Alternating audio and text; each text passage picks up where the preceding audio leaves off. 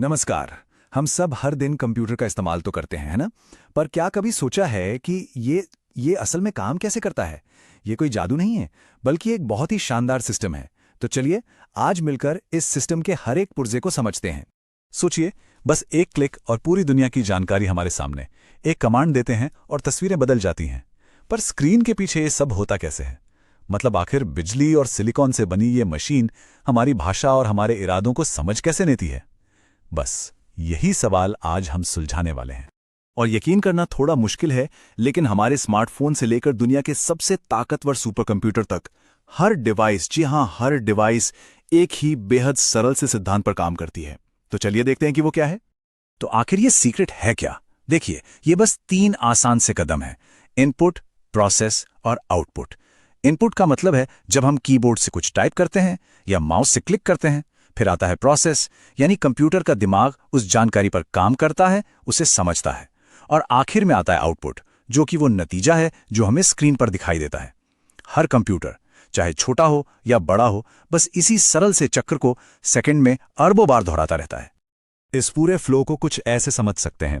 जानकारी अंदर आती है, सीपीयू, जो कि कंप्यूटर का दिमाग है, उसे प्रोसेस करता है और फिर हमें नतीजा मिल जाता है।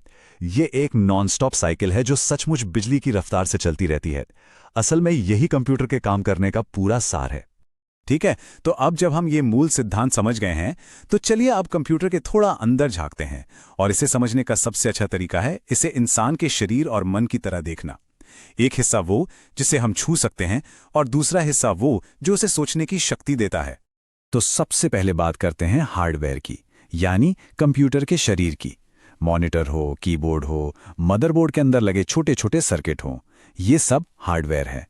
मतलब ये वो भौतिक ढांचा है जिसके बिना कंप्यूटर का कोई अस्तित्व हो ही नहीं सकता। और अगर हार्डवेयर शरीर है, तो सॉफ्टवेयर को कह सकते हैं उसकी आत्मा। ये वो अदृश्य निर्देश हैं जो उस बेजान शरीर में जान फूंकते हैं। हमारा ऑपरेटिंग सिस्टम, वो सारे ऐप्स जो हम इस्तेमाल करते हैं, ये सब सॉफ्टवेयर हैं। और इसके बिना हार्डवेयर का वो सारा ढांचा बस एक खाली डिब्बा है और कुछ नहीं। तो फिर मूल अंतर क्या हुआ? सीधी सी बात है, हार्डवेयर भौतिक है, उसे छुआ जा सकता है, जबकि सॉफ्टवेयर अमूर्त है, ये सिर्फ निर्देशों का एक सेट है। एक के बिना दूसरा पूरी तरह से बेकार है। ये दोनों जब मिलते हैं, तभी कंप्यूटर को वो शक्ति मिलती है जो हम रोज देखते हैं। चलिए अब हार्डवेयर के भी दिल में उतरते हैं। उस हिस्से की बात करते हैं जो सारे फैसले लेता है, सारी गणनाएं करता है और पूरे ऑपरेशन को कमांड करता है। जी हां, हम बात कर रहे हैं कंप्यूटर के दिमाग, यानी सीपीयू की। सीपीयू यानी सेंट्रल प्रोसेसिंग यूनिट। इसे कंप्यूटर का दिमाग कहना, समझिए, बिल्कुल सही है। हर एक क्लिक, हर एक गणना, हर एक कमांड, सब कुछ इसी छोटी सी चिप से होकर गुजरता है। यही है जो बाकी सभी हिस्सों को बताता है कि उन्हें क्या करना है और कब करना है। जैसा कि देख सकते हैं, सीपीयू सिस्टम के बिल्कुल केंद्र में होता है। सारी जानकारी और सारे निर्देश इसी के पास आते हैं। ये उन पर काम करता है और फिर नतीजों को बाहर भेजता है। ये बिल्कुल एक ट्रैफिक कंट्रोलर की तरह है जो पूरे डेटा के फ्लो को मैनेज करता है।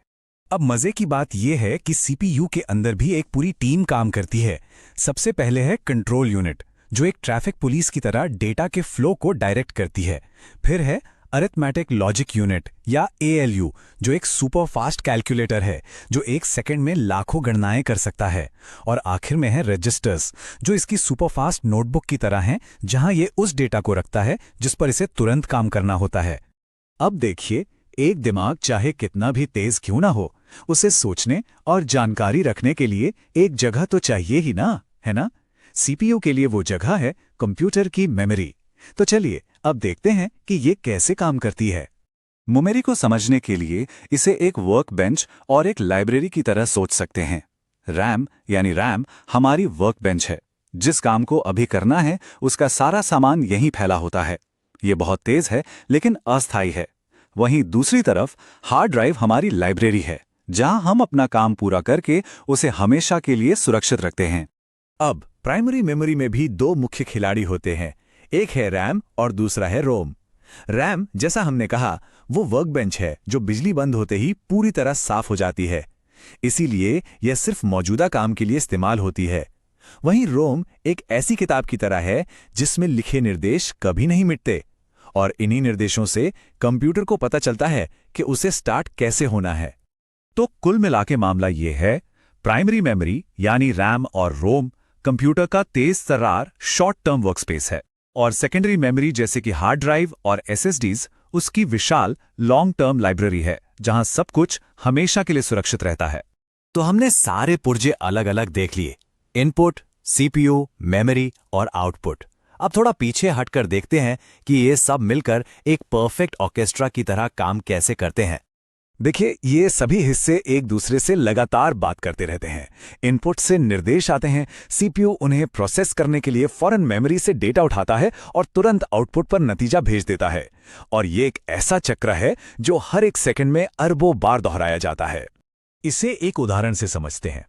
जब हम कीबोर्ड पर कोई एक बटन दबाते हैं तो वो एक इनपुट सिग्नल भेजता है, सीपीयू से प्रोसेस करता है, मेमोरी से फॉन्ट की जानकारी लेता है और फिर स्क्रीन पर वो अक्षर बनाने के लिए एक आउटपुट सिग्नल भेजता है। और ये सब कुछ पलक झपकने से भी कहीं ज्यादा तेज गति से होता है। इन सभी हिस्सों के बीच एक परफेक्ट तालमेल है।